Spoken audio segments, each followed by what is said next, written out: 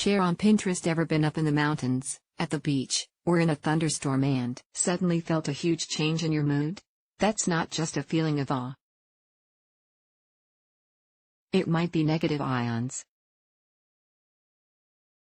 Negative ions are molecules floating in the air or atmosphere that have been charged with electricity. Negative ions exist in nature in tons of places, including ultraviolet, UV, rays from the sun, discharges of electricity in the air after a thunderclap or lightning strike, wherever water collides trusted source with itself like a waterfall or the ocean shore, creating the Leonard effect, produced as part of the normal growth process for many plants. Many researchers of negative ionization have posited that being exposed to negative ions can have positive effects.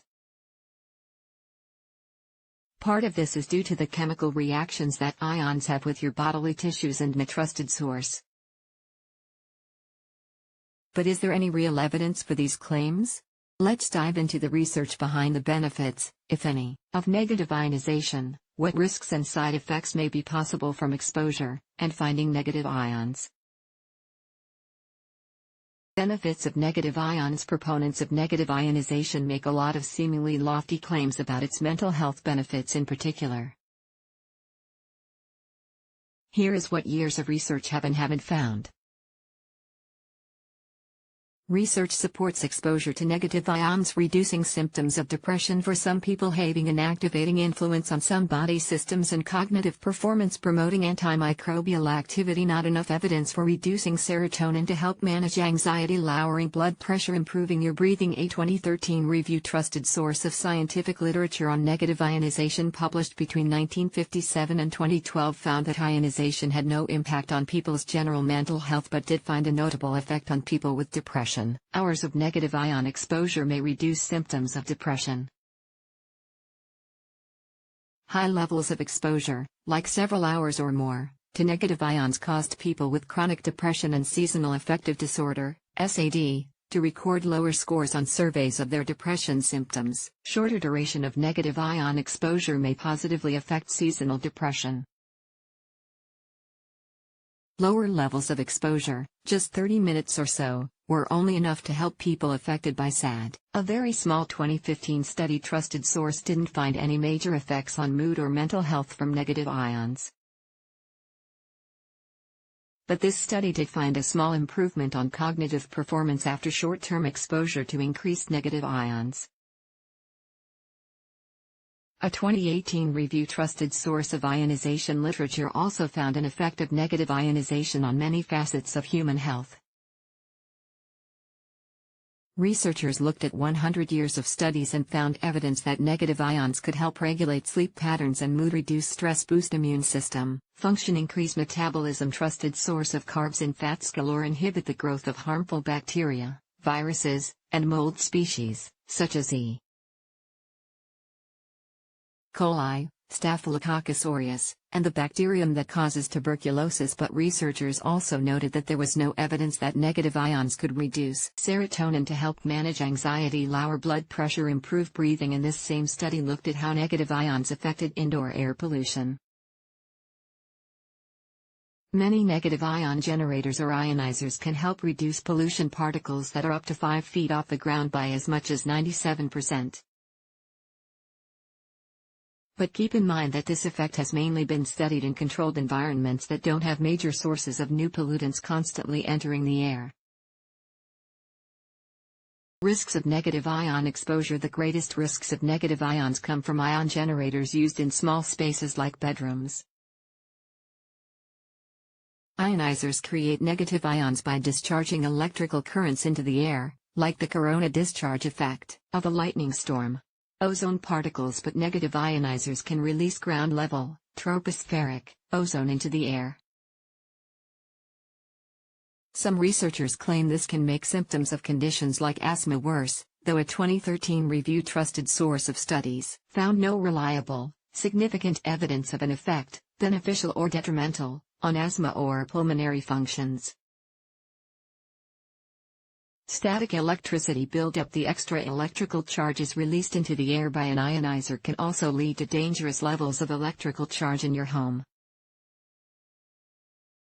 Respiratory irritation. Negatively charged particles also stick to surfaces after they're knocked out of the air by electrical charges. This can include your airways, the windpipe, and the inside of your lungs. This can cause a buildup of particles in your respiratory system. This can worsen asthma symptoms or increase your risk of lung disease. How negative ions form. The atoms that make up molecules have a certain number of electrons floating around a central core, the nucleus. Some electrons are positively charged. Others are negatively charged. This electron balance can be disturbed when enough energy is applied to the atom. The atom then becomes an air ion. The atom becomes a positive ion if electrons are displaced from the atom, but it becomes a negative ion if an extra electron is pushed into the atom so that it has an excessive number of electrons. Negative ions versus positive ions. Positive ions are known as cations. They're often created simultaneously with negative ions, or anions. The other half of the Leonard effect is the creation of positively charged water molecules at the same time that negatively charged air molecules are created. Positive ions are created by much different processes. During particularly cloudy days, electrical charges in the air are conducted more quickly by increased amounts of humidity. Any negative ions also quickly become attached to any particulate matter in the moist air. This leaves a high concentration of positive ions in the air. That can make you feel lethargic. Positive ions may also make you feel worse off.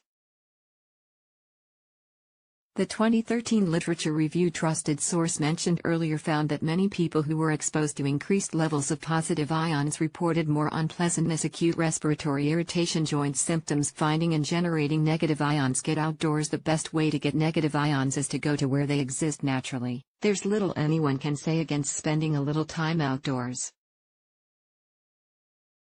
Step outside in the rain, visit a waterfall, creek, riverbank, or beach. Sit beside a decorative water fountain, often found at parks, shopping areas, and the lobbies of office buildings and hotels. Skip ionizer devices. Although some research supports some positive effects of exposure to negative ions, there is no evidence-based medicine that supports negative ion therapy. So don't bother getting any home negative ionizers. They can produce dangerous indoor ozone and just waste space and electricity. You may have also heard that Himalayan salt lamps produce negative ions.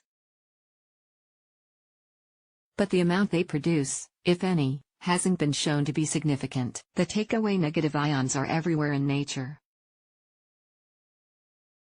And they have some demonstrated benefits, but they're not a miracle cure-all for all the conditions that you might read about on websites and in marketing buzz.